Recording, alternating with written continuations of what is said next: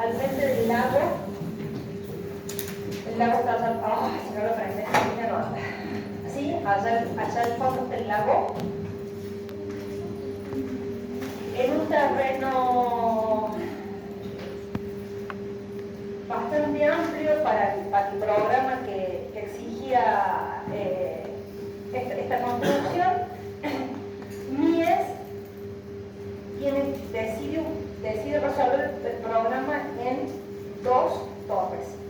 ¿Sí? Los edificios se conocen como Lakeshore Building o Lakeshore, las torres de Lakeshore, y son viviendas. ¿Sí? Todas las unidades son de vivienda, no es un edificio corporativo. Entonces, lo que estamos viendo en realidad es como este paso que hemos estado viendo siempre de esta arquitectura como arquitectura institucional, corporativa, de la empresa y demás. Vamos a ver algunas que siguen teniendo esa tónica, pero como este lenguaje de la arquitectura en altura, del vidrio y el acero combinado también se reconvierte para edificios de vivienda. Sí, esa es la principal innovación, la principal definición. Lo que va a hacer Mies es ubicarlas de tal manera, ¿sí? En un sentido y la otra en el otro, como si quisieran estar a 90 grados entre sí las torres, pero las desplaza ligeramente para que los ángulos no se toquen en un ángulo perfecto, ¿sí? No se tocan, se superponen un poquito, y eso genera que a partir de cuando uno va recorriendo los alrededores y las va viendo, porque tienen como muy buena visibilidad desde todos lados, siempre estoy generando como una tensión entre las 2 torres. Los espacios que se van generando o las superposiciones siempre generan una tensión o una vibración muy particular. Las plantas son estas, para que vean la simplicidad. Hace una semana estuve con un amigo que me dijo que los había ido a conocer con el interior porque había un par en venta. Pedro entró a 2. Y nada, me contó que la mayoría de los que viven ahora son todos arquitectos. Una cuestión de fetichismo, ¿no? De decir, vivo en un edificio de Mies, y que por reglamento del edificio no se puede modificar nada. Imagínense hasta qué punto tiene este control Mies de lo que quiere que se vea, que todo el edificio tiene cortinas color crema. Vos después del lado de adentro podés poner la cortina que quieras, pero la cortina que da hacia el vidrio es color crema, para que todos los reflejos sean parejos. Digo, todos. Entonces, las torres se resuelven en una modulación que se ve acá, en una cara por 3, ¿sí? Y en la otra cara por 5. Entonces juega como con estos 2 números impares. Es una modulación de 3 por 5, una perfecta modulación propia de esta racionalidad de la arquitectura de Mies. Cuando tocan el piso se despegan para permitir que el paisaje las atraviese. Hay un único punto de conexión entre las dos, que es esta especie de paso aquí abajo, que es esta losita que ustedes ven acá. Y la particularidad es haber trabajado de nuevo con un material absolutamente industrializado. Está todo hecho con vigas doble T. Y a partir de esas vigas doble T, que son las que las usa en realidad en este perfil de doble T, no son vigas perfiles doble T, los usa en la vertical y desde allí toma las carpinterías, ¿sí? Entonces genera toda esta situación de una especie de trama que queda hacia el exterior y el vidrio que queda como por el interior de la perfilería. Entonces eso le da aún más riqueza a la piel de vidrio y demás. Entonces, insisto, una de las obras más icónicas está junto con el edificio de Seagram en Nueva York. Profe, Sí. es mucho después del pabellón Barcelona, ¿no? Mira, No me acuerdo la fecha del pabellón, pero 20 y pico, sí, son 20 y pico de años después.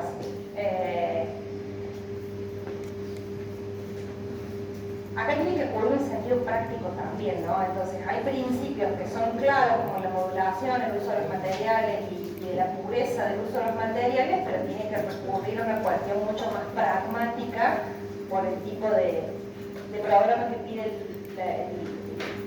conjunto. ¿Lo conocen? ¿Alguna vez lo vieron? El edificio es la sede de la ONU en la ciudad de Nueva York, sobre el East River, ¿sí? No sobre el Hudson, sino sobre la cara este de Manhattan. Si bien acá tienen dos nombres, Harrison y Abramovich, que son los que van a terminar firmando el proyecto, haciéndose cargo del proyecto en general, como era el edificio de la ONU, lo que se esperaba era que participaran arquitectos de todos los países que iban a representar el edificio, ¿sí? Y entonces, ¿quién vino por Francia? Le Corbusier. Y de alguna manera fue el que más influyó en el proceso de diseño, porque ya era un tipo maduro, porque tenía las cosas muy claras, entonces él va a ser la mano oculta detrás del proyecto, o al menos el que no firma, pero que decide un montón de cosas. La particularidad de este edificio son las proporciones que consigue, porque es una placa muy esbelta, muy finita. Entonces, el mayor logro de alguna manera es esa, proporciones que difieren al estar en este terreno sobre el río, difieren de las condiciones que exige la normativa en el resto de Manhattan, que siempre se iban escalonando o que necesitaban el ingreso de la luz y demás. Entonces, al estar sobre el río se libera de toda esa cuestión de la normativa tan estricta y le permite conseguir esta placa muy finita. En el momento que hicieron el edificio trabajaban, está pensado que trabajaran en la placa que es del secretariado de la ONU, o sea, la parte administrativa, 3.500 personas.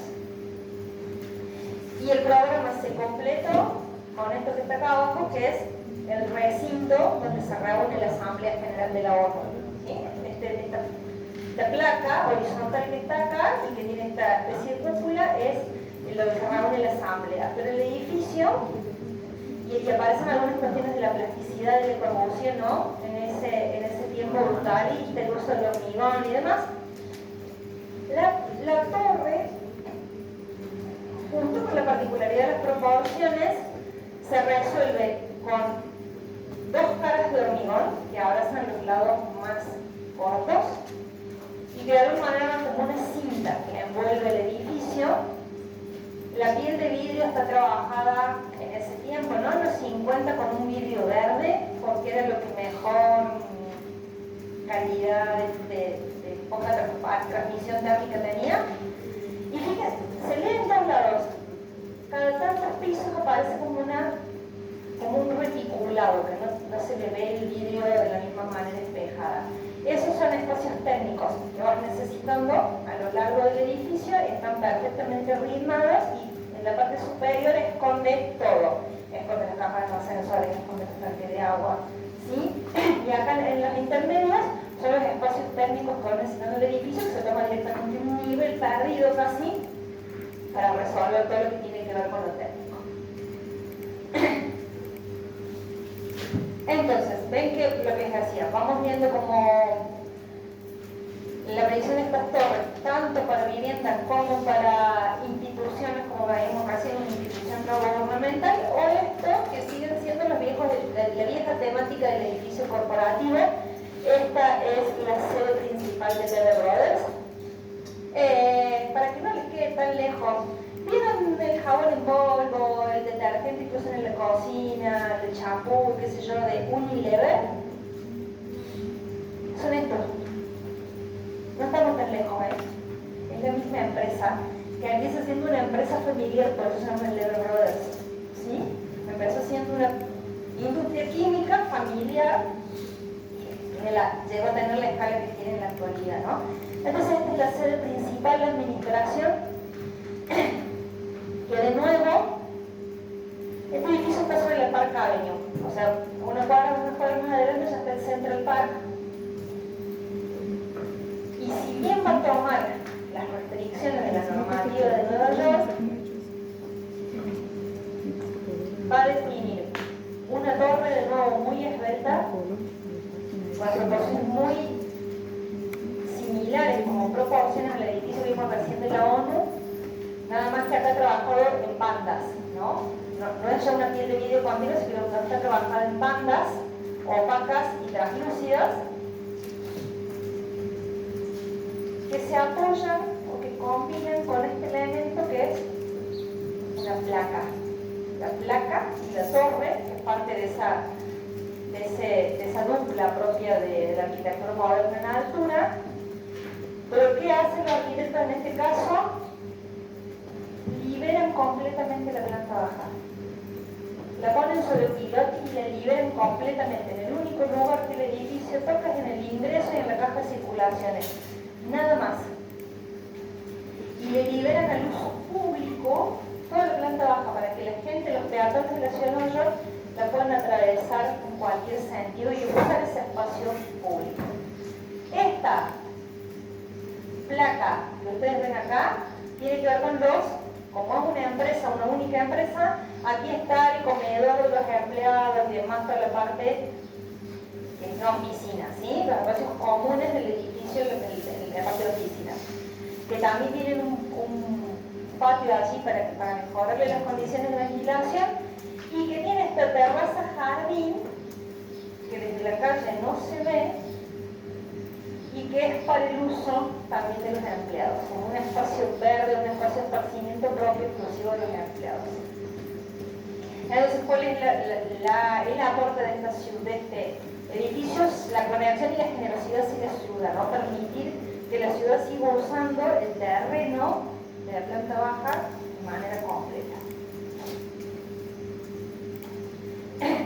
En esa evolución de los edificios en altura, este es un edificio para una empresa de seguros, lo hace otro migrado, Piero Delucci, un italiano, en la ciudad de Oregon, en donde empezamos a ver como combinado el hormigón con la piel de vidrio, ¿no?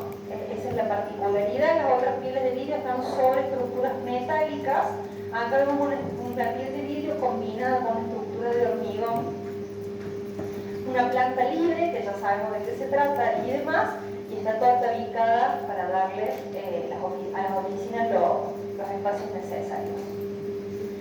Y este edificio, dentro del catálogo del MoMA, está en la tapa, ¿sí? Esas puntas que se ven en la tapa de la primera imagen donde estaba el catálogo, es parte de la piel de vidrio de este edificio. En este caso son los mismos arquitectos del edificio de la ONU,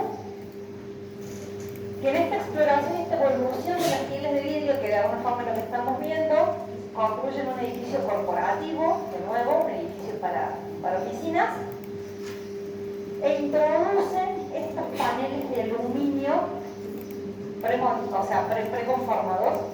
Están todos estampadas la chapa con una idea que es propia de lo moderno. Miren esta. Lo que de alguna manera recrean son una cantidad de pantallas de televisión una al lado de la otra. Sí, la metáfora pasa por ahí. Y la televisión era lo más moderno y lo más nuevo en los 50, cuando empezamos a ver imágenes y no solamente escuchar la radio. Yo sé que para ustedes estoy hablando como de el tiempo antes del diluvio universal, porque ustedes tienen tanta familiaridad con la pantalla, con esto, pero la verdad es que fue un salto. Dejar de escuchar solamente radio para poder ver imagen en tu casa fue un salto tremendo. Yo sé que este edificio ha tomado ese elemento para darle lenguaje a una de las cosas más singulares. ¿Cómo funcionaba esto? Es todo metálico y venían estos paneles y después desde el lado de adentro se completaba como una especie de mezcla, no una mezcla tal como cemento, arena y agua, pero con un mortero desde el lado interior para asegurar la estabilidad de las placas y darle más rigidez, porque el aluminio no sabe que es como muy finito, ¿no? Es muy plegable. Entonces con un mortero desde el lado interior se determinaba la rigidez una vez que ya estaba tomada a las estructuras metálicas. Y acá está el otro edificio que nombré hace un rato, el edificio de Seagram, de nuevo un edificio corporativo ciudad de Nueva York. La obra, insisto, junto con los otros dos edificios, las obras más interesantes del Mies en Estados Unidos, en Arthur, en donde aparece ya el joven discípulo Philip Johnson asociado. ¿De qué se va a ocupar Philip Johnson concretamente en este edificio? De todo lo que tiene que ver con la cualificación del espacio en la planta baja, en el hall de ingreso y demás. ¿Sí? Porque el resto nada, es una planta libre para arriba, no había mucho que hacer más que definir la tarificación interior de los espacios. El edificio vuelve a tener una enorme generosidad urbana. Ven como esa constante que lo vimos también en los edificios de Lakeshore, le regala a la ciudad una plaza pública prácticamente, ¿no? ¿Cuántas películas hay filmadas en esta placita? Porque tienen alguna escena en esta plaza, montones. De nuevo la idea de los perfiles, pero acá fíjense la vibración absolutamente distinta que consigue, porque las piezas más importantes están en este sentido, las piezas metálicas más importantes están en este sentido. Y en el sentido vertical usa una trama mucho más fina. Es exactamente al revés de lo que hizo en los otros edificios, donde era mucho más importante la trama vertical que la trama horizontal. Las piezas de vidrio en el caso del hall, esta decisión de Philip Johnson es alejarse de las piezas estructurales y definir el hall de acceso por allá. Insisto, el valor de Mies es la lectura de las tramas, ¿no? Y ese orden tan racional que él propone en estos edificios. Wright está grande, pero todavía está activo. Y sigue siendo un arquitecto buscado y deseado en este tiempo. Entonces, en este caso, ¿quiénes son? Johnson y Johnson. La otra enorme empresa química, que también usamos, lo que no usamos de Lever, lo usamos de Johnson. ¿Sí? ¿Están de acuerdo? Bien. Este edificio está dentro del Bullhouse, dentro del área central, donde está la planta incluso de Johnson completa, y el que me interesa mostrarles son dos cosas. Es un complejo con un montón de edificios. A Wright lo contratan para estos dos. Esta torre, que es este espárrago que tienen acá, es una tremenda lección de arquitectura que solamente Wright nos puede dar. ¿Qué va a hacer Wright en este edificio? Te estoy pidiendo un montón hasta el final. ¿En qué arte ya está sobre el partido? Estamos en el fin de año, no andan mal los marcadores, chicos, esto es cualquier cosa. Esto es nuevo, pero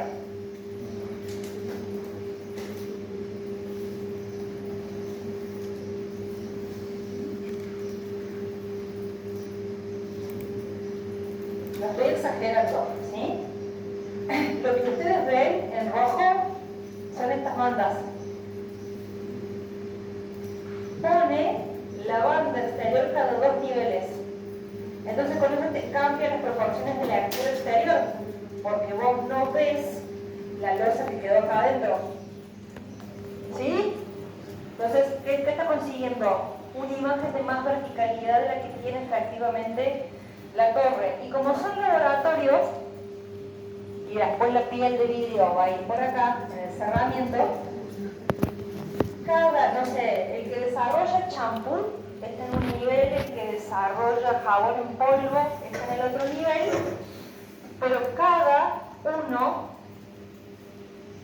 tiene articulación espacial interior. Entonces, cada uno de los laboratorios tiene un nivel y una bandeja, un nivel completo y una bandeja, y eso le da la posibilidad de una riqueza espacial en un espacio que es netamente trabajo, ¿no? Son laboratorios, pienso que está sucediendo ahí adentro, es netamente laboral espacial. Y eso lo consigue desplazando, ahora que se los dije, la ven a la losa ahí adentro, ¿no? Las segundas losas metidas adentro. A mí no se me hubiera ocurrido, no sé si a ustedes. Yo por más que le hubiera dado vuelta el edificio años, si hubiera sido yo la que tenía que hacer el edificio, no se me hubiera ocurrido nunca, para una cuestión tan pragmática como un laboratorio, conseguir esa articulación espacial. ¿no? Porque no es lo mismo trabajar entre medio que tener una doble altura, que tener una sensación de más amplitud en un espacio de trabajo. Entonces eso es lo que hacen en esta torre, y en las placas que están por acá abajo, que ven que tiene toda una parte vidriada allá arriba, arma esto. Unas columnas con forma de hongo y todos los puestos de trabajo administrativos acá abajo. Y eso le permite tener una luz cenital en las oficinas, que si no tendríamos una situación también de mucho encierro. Está este planteo de las columnas como con forma de hongo. Nos está hablando de un Ray que ya viene a decirnos otras cosas muy rápido. Los Saarinen, de nuevo, los Saarinen, el hijo de Eliel, en la ciudad de Detroit, que tiene la mayor cantidad de plantas industriales y automotrices, ¿sí? Va a ser convocado para hacer el edificio de la General Motors, una cantidad de construcciones que definen esta planta fabril, y la primera decisión que va a tomar es algo que tiene que ver con el paisaje. Construir este enorme espejo de agua. La bibliografía dice que tiene el tamaño de 7 campos de juego. Yo no sé si son de fútbol, de béisbol, en qué está pensando, sí, pero son el tamaño de 7 canchas de algunos de estos deportes, ¿sí? Para que tomemos como dimensión del tamaño del espejo de agua. No encontré en ningún lado que me diga las medidas, pero sí como que siempre está la analogía con lo deportivo para poder pensar el tamaño de esto. Enorme.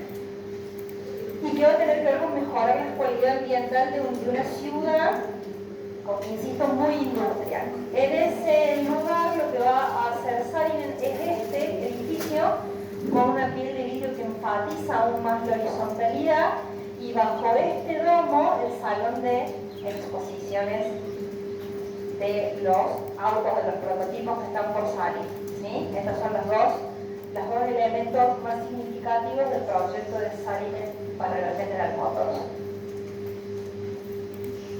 Otro de los migrados, Mendelssohn, el alemán, que venimos viendo desde la torre de Einstein. ¿Se acuerdan? Aquel como mirador o como observatorio en Alemania, que en la ciudad de San Francisco es convocado para hacer un hospital Maimónides, en donde la particularidad, son todas fuentes viejas, porque después de un dañino cerró esto todo con vidrio, y todo el chiste del proyecto de Mendelssohn no se ve más. Entonces por eso son todas fotos viejas, porque son lo anterior a esta intervención. ¿Saben qué algo tienen esas losas? 7 centímetros. Los balcones tienen 7. Es así, no es mucho más que esto. No son 10 centímetros, son 7 centímetros. Una proeza estructural, ¿sí? Para un arquitecto acostumbrado a ver la plasticidad en el hormigón. ¿Y qué otra cosa consigue? No hay una planta decente, no hay, pero acá están las costillas estas. Lo que va a hacer es como que el muro se adelante entre medio. Cada una de estas son las habitaciones del hospital, las habitaciones de los enfermos. Entonces le da a cada habitación una extensión, un balcón, y con estas costillas que son estas que van viendo ustedes, que son las pantallas, estamos como pantallas estructurales, con estas genera un poco de división y un poco de privacidad entre una habitación y la otra. Insisto, después vino alguien y cerró todo, y lo hizo con Mendelssohn en vida. O sea, que podría haber preguntado, che, ¿cómo cerramos esto? No, lo cerraron y destruyeron para siempre la imagen del edificio. Pero entonces acá tenemos esta particularidad. El edificio está en el catálogo del MoMA, por eso también a esos edificios que a ustedes no les parecen tan significativos hoy, pero eran significativos en el momento. Fueron de las obras que se propusieron que deberían estar en el catálogo, entre medio de esta cantidad de críticos a los que se convocó para la decisión de cuáles iban a ser las obras que iban a integrar esto. Este RAI, les dije, este RAI, nos adelanta a este Wright. ¿Sí? Cuando se hizo la exposición la obra no estaba terminada, así que lo único que hay en el catálogo es esta fotito, por eso se les puse esta fotito, porque la obra estaba en construcción. ¿Qué se sabe de la obra? ¿La vieron alguna vez? ¿Alguna vez? Aunque sea en una foto. ¿Y qué se sabe?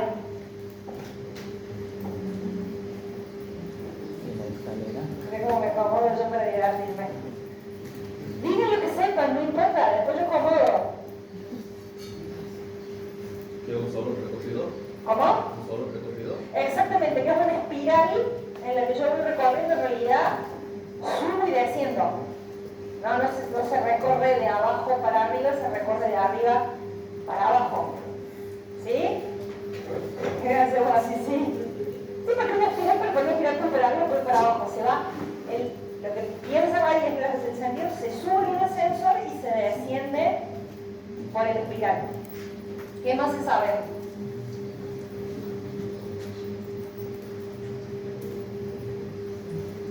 Bien, ahí vamos con la foto ahí.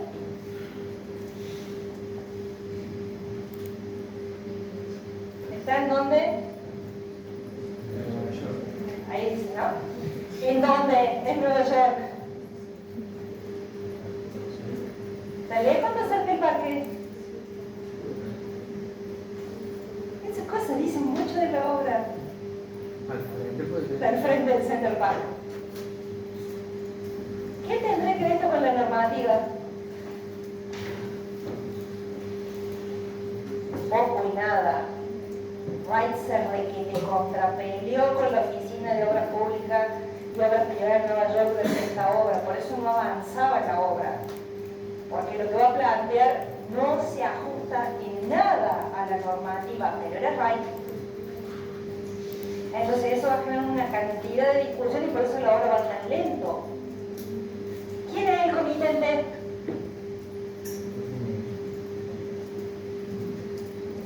Es el nombre del señor que armó una fundación, la Fundación Guggenheim. ¿Sí? ¿Conocen otra obra de la Fundación Guggenheim? Más nueva en Europa. En Bilbao. ¿No? ¿Sí? El Guggenheim de Bilbao. Autor, Frank Gehry. ¿Qué creen ustedes que quiere decir esta institución cultural contratando a esos arquitectos? Que siempre generan, no importa el tiempo, arquitectura disruptiva. Cuando yo estudiaba arquitectura, Gehry estaba construyendo el Guggenheim de Bilbao. Era lo más criticado que había en el momento. ¿De dónde salió este tipo? ¿Qué está pensando? Esto, lo otro, ¿no? Seguramente a Wright le dijeron lo mismo. Hay una necesidad de la fundación de estar en el medio del barullo público, ¿no? O sea, de provocar y de esa manera llamar la atención. Porque si hubieran querido que la arquitectura fuera más moderada, hubieran buscado otro arquitecto que no generara esto, ¿no? No sé, le hubiera llamado al mismo Mies, que le hubiera metido una retícula bonita, de vidrio, y hasta luego. El mismo Lincoln se ve desde afuera, toma esta otra volumetría. Fíjense la diferencia de proporciones que terminó teniendo el edificio con respecto a lo principal. La idea como hacer una cinta, que es lo que se recorre y demás, la luz cenital. Las obras expuestas están en la cara interna del espiral, con lo cual nunca les va a dar la luz directa, que es una de las condiciones de las obras de arte, y demás. ¿Ven que si lo hubiera llamado Mies, que le hubiera hecho Mies? ¿Y lo hubiera metido en esa esquina? ¿O no? Bueno, ¿saben qué es este edificio? ¿Alguna vez lo vieron? Es la Facultad de Arquitectura de la ciudad de Illinois. No vamos a conseguir un pase y nos vamos a estudiar ahí. Yo voy a cargar de nuevo, porque voy a 5 años en ese edificio. ¿Qué va a hacer Don Mies van der Rohe con esta obra? Estas escaleras las reconocen, las vimos un ratito, o al menos una reelaboración de ellas las vimos hace un rato. Es una caja de vidrio, no es ni más ni menos que una caja de vidrio, que tiene unas luces de tal envergadura, ¿sí?, que lo que va a hacer es sacar la viga por afuera y colgar al edificio de estas vigas. Hay 4, 1, 2, 3, 4, y como no quiere que se vean en los extremos ni le cambien las proporciones, a las primeras las mete un módulo adentro, y de esa manera consigue que la caja colgada de las vigas se lea como caja colgada. ¿Sí? No están estas vigas en los extremos, ya se lee como una caja colgada a partir de la modulación. Y propio de todo lo que veníamos viendo de Mies, la partición de los espacios de trabajo adentro, o sea, están todos los niveles de las facu juntos, y la partición es a partir de paneles. O sea que no sé cómo será de la clase, pero es como si acá está a mí que no llegara hasta arriba y estuviéramos escuchando o participando casi lo que están hablando los del lado. Insisto, no sé cómo funcionará en los términos prácticos, pero es una riqueza porque vos te mueves como por todos los talleres, de todos los niveles, vas viendo, te vas moviendo qué están haciendo los otros y demás. El eco que debería haber ahí. Es interesante. Por eso digo, no sé cómo será la diaria de vivirlo. El edificio es fantástico. Hay que estar todos los días, pero bueno. Creo que me lo podría hacer lo mismo. Bien, y esta frase se les dejé, este es un pedacito del texto de Drexler sobre el catálogo del MoMA, sobre esta obra, ¿no? Y es una síntesis de alguna manera de todo lo que estamos buscando este tiempo, por eso se les dejé ahí completa, para que después lo puedan leer detenidamente, pueden ir tomando cada uno de los puntos, ¿sí? Es una definición de que de alguna manera es la obra más importante del periodo en cuanto a planteo de postura hacia la arquitectura. ¿Sí? Bueno, no hubiera sido mejor el corte acá, pero ustedes ya no me daban más hace un rato, entonces ahora sacuden la cabeza así, porque de un solo chirlo nos vamos a América del Sur. ¿Sí? Si hubieran sido 2 paquetitos las clases, en realidad eran 2 clases. Una era hasta ahí de la de esta semana y esta es la de dentro de 15 días. Así que se la bancan como pueden porque el periodo no lo puse yo. Vemos un poco de esta y después hacemos otro pedacito, ¿sí?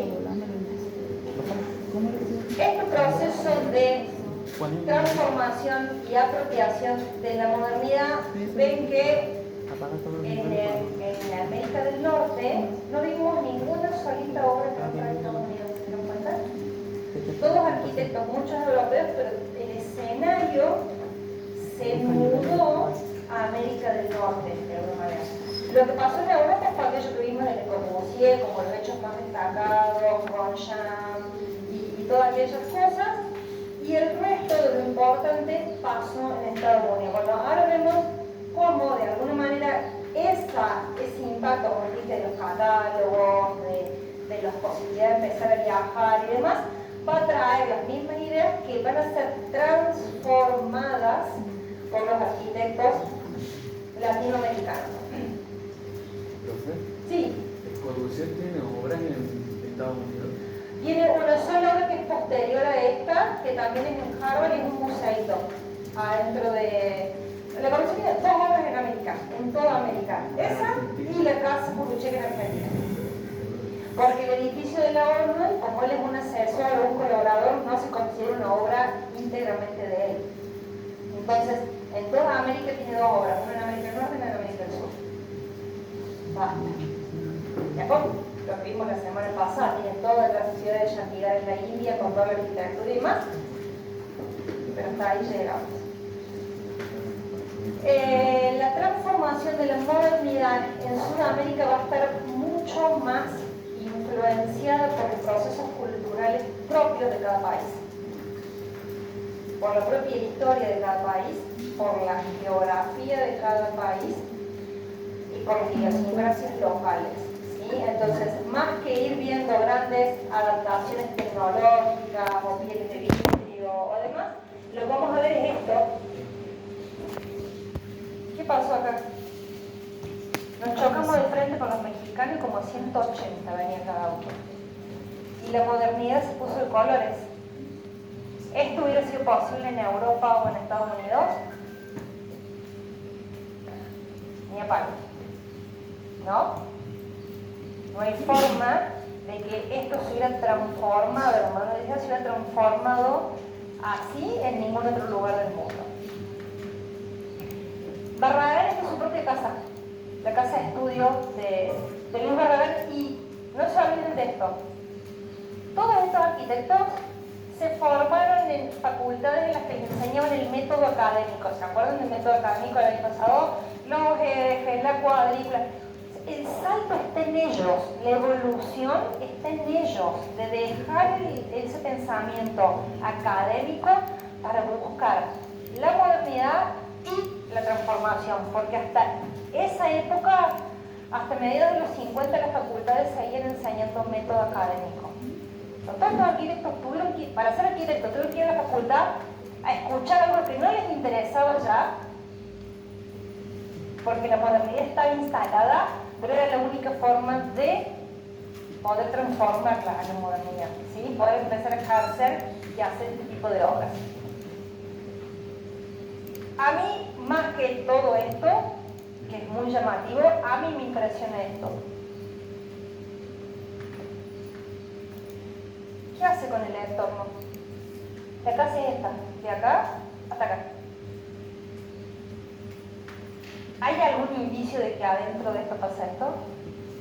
Nada me adelanta el interior, porque Barragán es absolutamente contextualista con el barrio en el que está, que es un barrio de casas bajas, sin ninguna estridencia, entonces él se adapta perfectamente al contexto que le toca para hacer la intervención de su propia casa.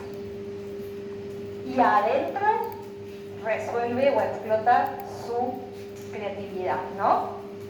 Y allí sí vamos a tener principalmente los elementos que tomó el Barragán no están tan ligados al pasado prehispánico como el pasado colonial de México.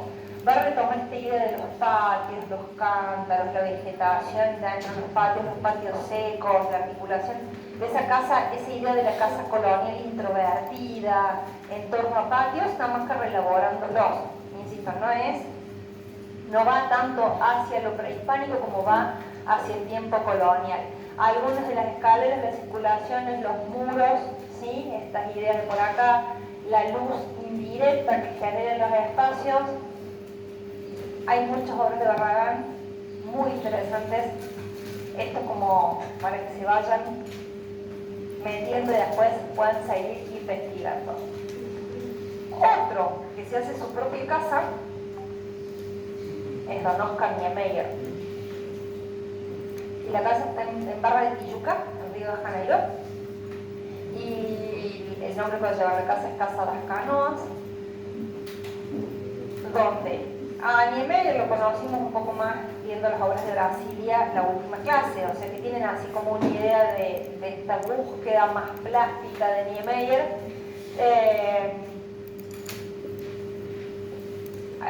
Le dirán a Niemeyer incluso que es muy barroco para ser moderno, alguna vez criticándolo, ¿no? Como que su modernidad es muy barroca o que tiene demasiado movimiento.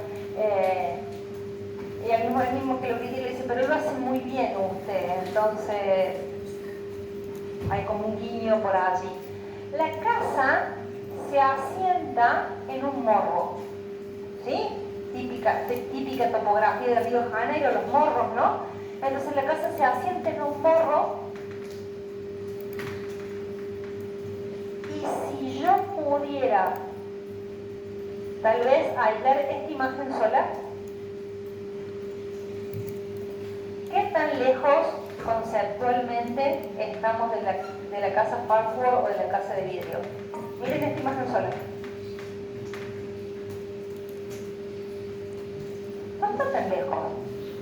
Son losas con los planos de cerramiento de vidrio, nada más que acá te llevó por delante Brasil. Las curvas nomás.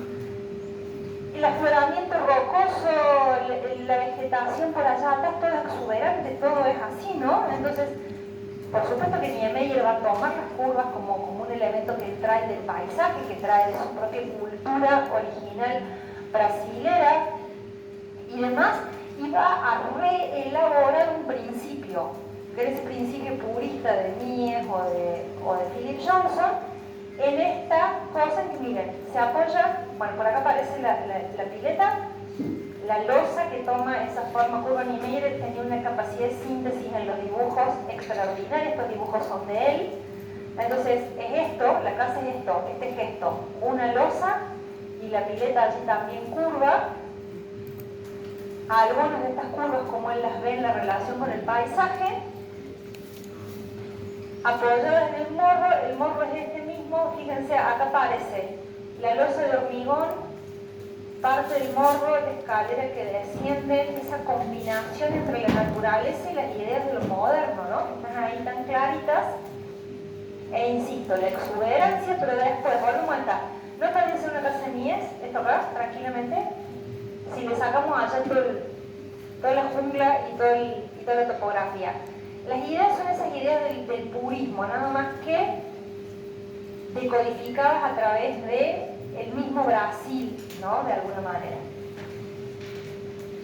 Otra mujercita que se instala en Brasil es italiana. Hoy no está la Cami, tenemos varias chicas y no está la Cami. Bueno, no importa. Lina Bo Bardi era el marido, Lina Bo Bardi toma el nombre de su marido también y así es conocido internacionalmente con su nombre completo. Esta casa está en San Pablo, en las afueras de San Pablo, también en Brasil, y Lina tal vez es mucho más purista con las ideas, pero esta es la casa cuando se estaba recién inaugurada. Ahí está Lina parada dentro de la casa flota sobre la topografía, se ingresa a través de esta escalera que me lleva a la planta principal. En esta planta que es la principal, acá está el área social y en la parte de atrás y demás están los dormitorios. O sea, los dormitorios miran a la parte posterior del lote. La idea era esta. La casa cuando la construyeron, el lote hubo que limpiarlo para poder hacer la construcción, pero la idea siempre fue esta, de la integración absoluta con el paisaje.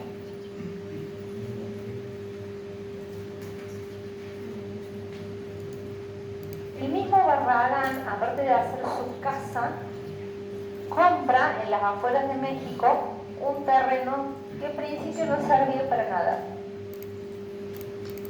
Que es en una zona que se llama el Pedregal, porque todo esto que ustedes ven acá, por ahí, que esos son los volcanes mexicanos, todo esto una topografía así, llena de roca volcánica, vegetación media de meseta, muy seca y demás. Entonces compra esto por 2 monedas, porque es un terreno que a priori no servía para mucho. Y él plantea esta urbanización en términos muy orgánicos, muy libres del trazado de las calles, y allí empiezan a construir una serie de arquitectos de vanguardia en ese momento para México, y los que van a ir a habitar aquí son una especie de élite intelectual mexicana que busca de alguna manera esos principios de la modernidad. Y acá tienen como algunas de las casas que se construyeron, yo les voy a mostrar una solita, algunas de las casas que se construyeron, ahí está el mismo Barragán en su estudio con el plano del Pedregal, las fotos cuando estaba casi apenas delimitando los límites, materializando los límites, y aquí algunas de las casas que empezaban a aparecer. Ven que en todas aparece como la topografía invadiendo o definiendo el tipo de arquitectura, cómo se va a sentar la arquitectura moderna allí. ¿Esto les hace correr algo? Ahora lo vamos a ver en un rato, pero no es una idea exclusiva de Amancio Williams, ¿no? Pasa que como es argentino lo ponemos allá arriba, pero no es una idea exclusiva de Amancio Williams. Esta casa, que es la única, no, dejé esta y la casa de Orman, dejé 2 solamente porque limpié bastante para que esto entrara, para que 2 clases entraran en una, yo hice un proceso de limpieza importante. Entonces les dejé 2 solamente. Max Seto es arquitecto y es artista plástico y era amigo de Barragán, y entonces él se construye esta casa. ¿Ven las líneas de la topografía? El terreno es extremadamente ondulado con estos afloramientos rocosos que yo me refería hace un rato. Si le sacan todo el jardín, no vuelve a ser el mismo principio de las losas y los cerramientos, de las losas finitas y los cerramientos. Pasa que de nuevo está apoyado sobre pilotis. Vean por acá que la casa vuela en varios lugares sobre pilotis, y se va tomando toda esta adaptación a la topografía y demás. Toman materiales locales, ¿sí? Toma parte de la piedra para combinarla con el hormigón, tanto en el exterior como en el interior, y deja reservado un área muy iluminada para la parte de su actividad pictórica, ¿no? Para la parte del estudio.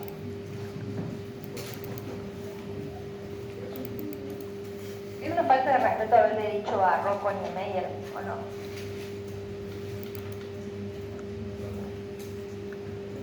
¿Se acuerdan de este muchacho que les mostré que hizo la casa de Diego Rivera y Frida Kahlo? ¿Sí? Que eran unos volumencitos, prolijitos, muy modernos, sobre pilotis y demás. ¿Qué pasó?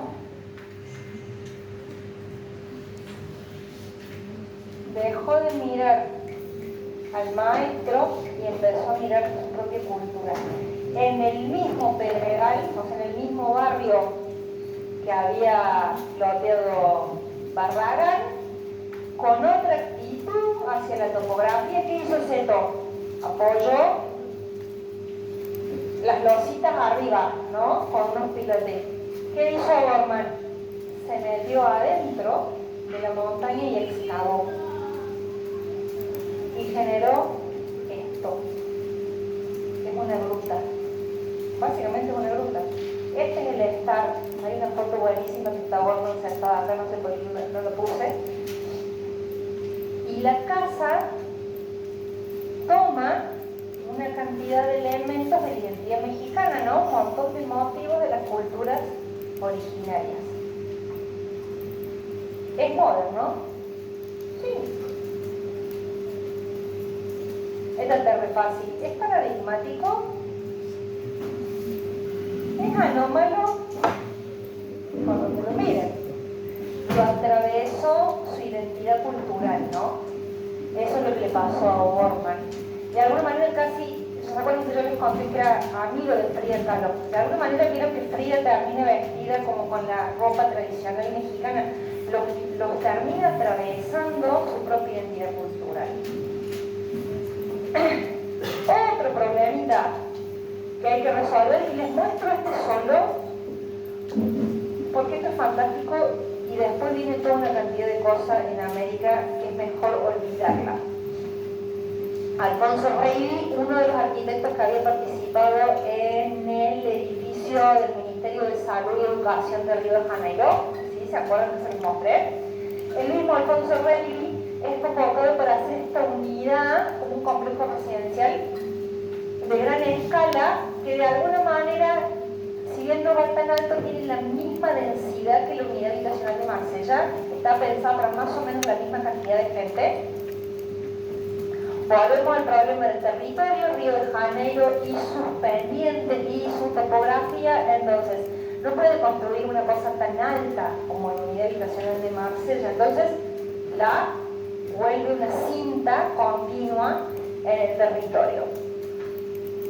Es hacer como un poco el partido, va a tomar 500 cintas, y después como tenían pensado las otras unidades, arma como el barrio completo, con la escuela primaria, con todos los elementos que podían ser necesarios, porque la densidad de población que hay acá justifica el centro deportivo del barrio y demás, que es esta especie de master plan que ustedes ven por acá.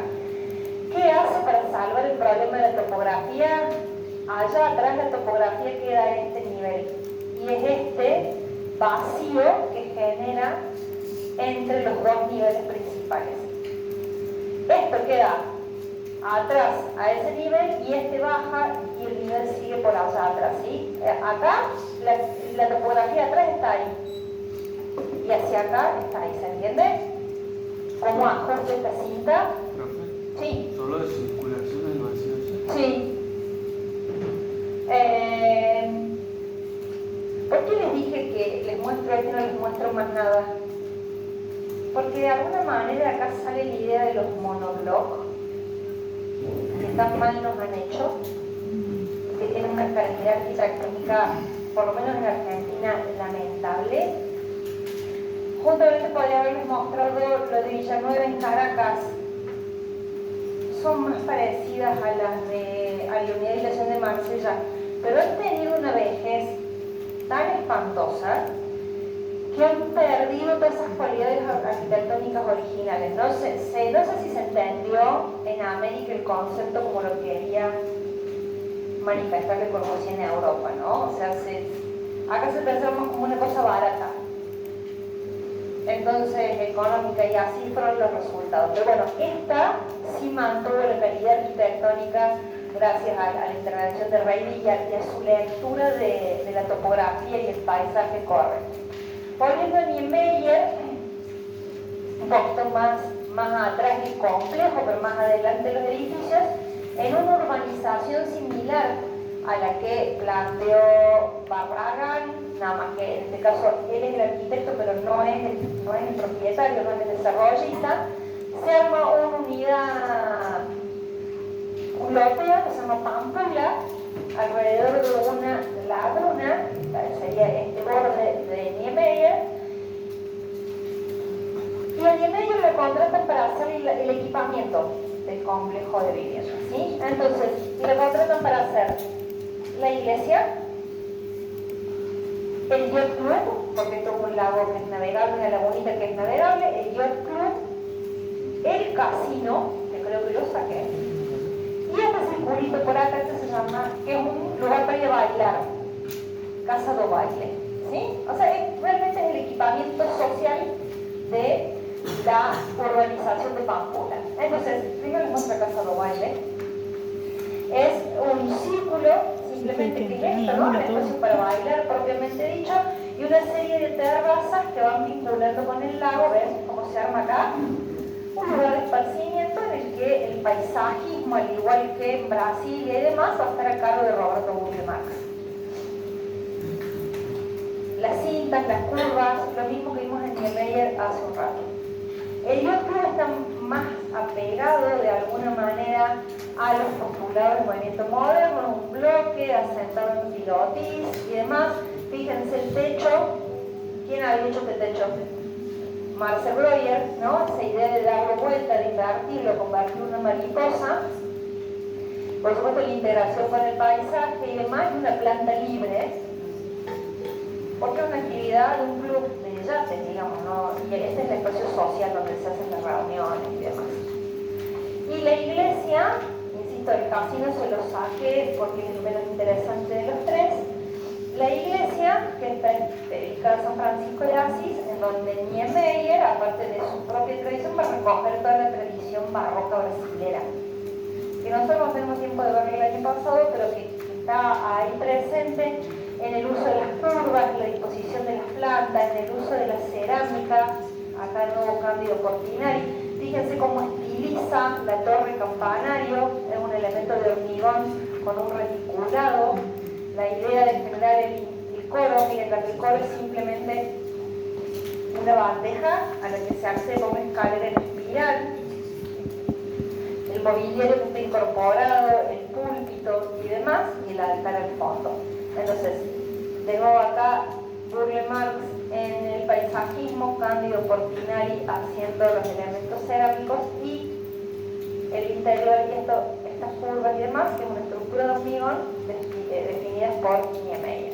Profe, ¿es posterior a la de Brasilia? No, esto es antes. La de Brasilia la voy a terminar armando por la década del 70, ahora se les voy a mostrar. Acá, porque se voy a mostrar como un paquetito de arquitectura religiosa. Creo que lo saqué. No importa. ¿Dónde estoy? Porque, ¿dónde estoy? ¿De cuánto me queda?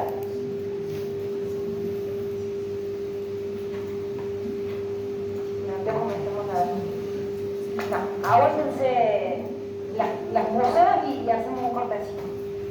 Las museos y la biblioteca acá y hacemos un cortecito. El mismo Juan O'Gorman, ¿sí? Que veíamos recién en esa casa que se había construido como una ruta, es convocado para hacer la Biblioteca Central del UNAM. Saben que el UNAM es la Universidad Nacional de México, Universidad Nacional Autónoma de México, es la universidad más importante, la universidad pública más importante de México, y la biblioteca es una de las bibliotecas más importantes de México en cuanto al reservorio de bibliografía que tiene. Entonces, O'Gorman es convocado y él se juntará principalmente, miren este nombre, porque lo vamos a ver después, con estos dos arquitectos, con Saavedra y con Martínez de Velasco, para materializar esta obra. En principio, si yo les pudiera limpiar el lenguaje, esto vuelve a ser una torre y una placa. La solución clásica, de alguna manera, o trillada, de la modernidad para edificio en alto, la placa y torre. ¿Qué hace O'Gorman? Invierte las lógicas de la placa y la torre. La torre la hace ciega en las cuatro caras, no hay una ventana. Entonces, ¿qué pone adentro? Los libros que no tienen que recibir luz directa, tiene ahí libros manuscritos, impunables y demás, lo que no tiene que recibir la luz directa está metido adentro del volumen ciego. Y ya que el volumen es ciego, ¿qué mejor momento para hacer algo de lo que estaba en boga en ese momento, que era el muralismo? ¿No? Justamente estamos hablando recién de Diego Rivera, uno de los principales exponentes del muralismo mexicano, junto con Siqueiros y demás. Y entonces, ¿qué hace? Los murales son de O'Gorman, en cada una de las cuatro caras define los periodos históricos de México. Esta es la cara que se refiere al pasado prehispánico, hay una cara para el pasado colonial, una cara para el siglo XIX, o para el tiempo de la Revolución, y una cara que es esta que está acá para el pensamiento científico, que es lo que de alguna manera implica la universidad, ¿no? Hay un dibujo de un átomo por ahí y demás. Las cuatro caras reúnen la historia de México a través del muralismo. En la sala de lectura, que la pone en el volumen de la placa, tamiza la luz mediante esto, que es una piedra muy finita que se llama alabastro, ¿sí? Una piedra translúcida. Con eso tamiza la luz de este color, por eso es así irregular, porque esto no es vidrio, es una piedra natural, por eso es irregularidad. Y acá abajo sí lo abre completamente. Y pegadito a la sala de lectura arma esta puente que también remite de alguna manera al pasado prehispánico. El mismo Ramírez de Velasco, que veíamos recién, construye esto, que es uno de los edificios más interesantes de la Ciudad de México, junto con la biblioteca. El Museo de Antropología de la Ciudad de México, el Museo de Antropología más grande de América. Tenía con qué llenarlo, está claro, ¿no? Porque las culturas originarias de México son las que mayor cantidad de objetos han producido como culturas excedentarias. Entonces, desde afuera, el museo no me dice nada, ¿no? Dos volúmenes ciegos, este volumen que de alguna manera tiene esto pesado arriba y esto tirado abajo, que me da el acceso a esta sala, que es lo primero con lo que yo me encuentro, a los laterales, metido allí, y el edificio se abre y toma todas las componentes de ese pasado que está representando ahí, en el patio interior. Yo sé que voy a decir cosas que les mostré más yo que lo que habían visto cuando tendrían que haberlo visto. Pero Pedro Ramírez va a retomar de las culturas originales, ese principio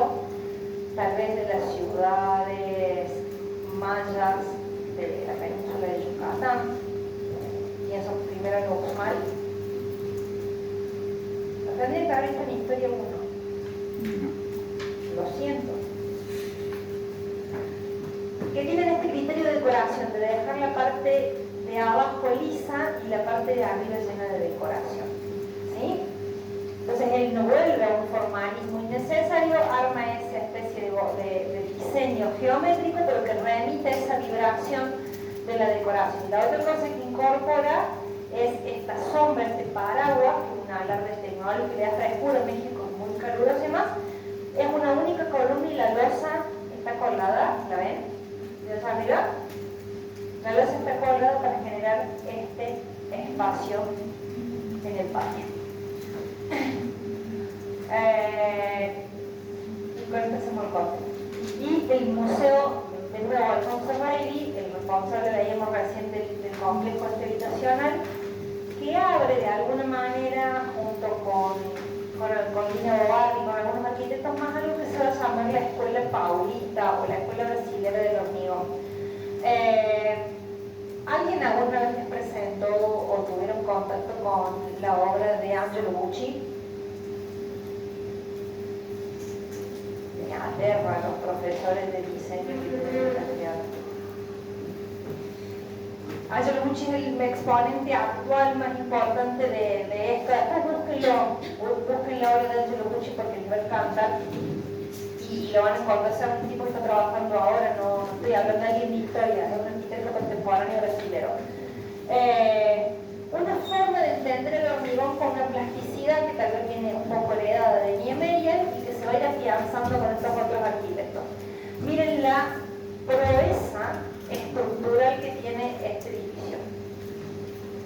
Si bien esta es la placa de cierre, la placa exterior de cierre, miren el corte, porque el corte muestra lo que está pasando adentro. Los apoyos son invertidos, ángulo invertido, tiene unas enormes vigas, ¿no? Cada una de estas costillas que cierra, así cada una de estas costillas tiene esa disposición. De la viga superior cuelga por tensores la bandeja de las salas de exposición principales. Y el piso de esto está definido con dos ménsulas que sostienen otra losa. En realidad el edificio lo deben estudiar en profundidad en estructuras, ¿no? Porque la verdad que es una maravilla, una cuestión tecnológica y estructural alucinante.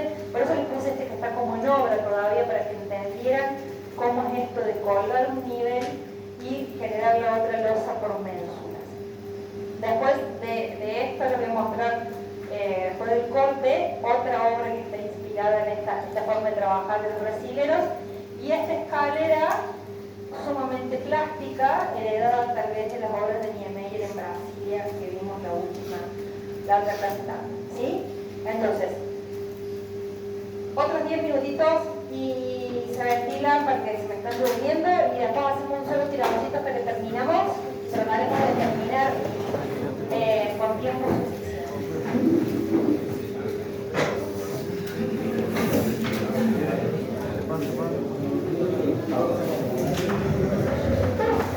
Claro que se nos... No, pero vamos.